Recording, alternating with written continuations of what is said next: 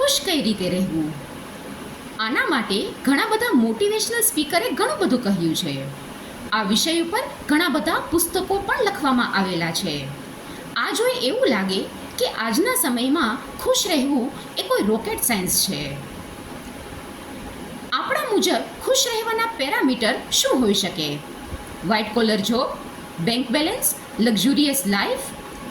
પણ એ તમને સુપરફિશિયલ જોય આપી શકે છે, આંતરિક આનંદ નહીં, હેપીનેસ નહીં.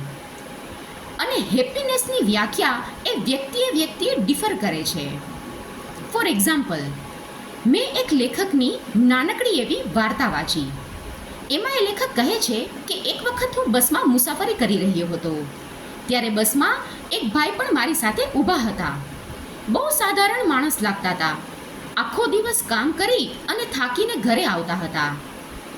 બસમાં જ્યારે એક સ્ટેશન આવ્યું ત્યારે એમની પાસેની સીટ ખાલી થઈ.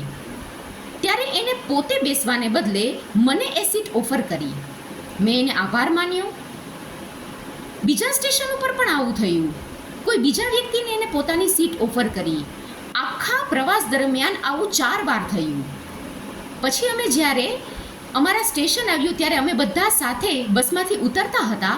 ત્યારે મેં ભાઈને પૂછ્યું કે ભાઈ, તમને વાંધો ન હોય તો એક વાત પૂછું? તમને 4 વાર સીટ બેસવાની મળી અને તમે એ સીટ પોતે બેસવાને બદલે બીજાને કેમ ઓફર કરી દીધી? ત્યારે એ ભાઈએ બહુ સરસ જવાબ આપ્યો. એના જવાબે લેખકને આશ્ચર્યચકિત કરી નાખ્યા. એ ભાઈએ એવું કહ્યું કે ભાઈ, હું બહુ ભણેલો નથી, મને બહુ કંઈ ખબર નથી પડતી, મારી પાસે પૈસા પણ નથી, તો હું કોઈને કોઈ મદદ કરી શકું એમ નથી, તો હું દરરોજ આવું કરું છું. આખો દિવસ કામ કર્યા બાદ હું હજુ પણ થોડી વાર ઊભો રહી શકું છું. તો આ રીતે હું લોકોને સીટ ઓફર કરું છું. એના બદલે લોકો મારો આભાર માને છે અને મને એ વાતનો સંતોષ થાય છે કે મેં આજે લોકોને મદદ કરી. હું એકદમ ફ્રેશ અને ખુશ થઈને પાછો ઘરે રિટર્ન થાઉં છું.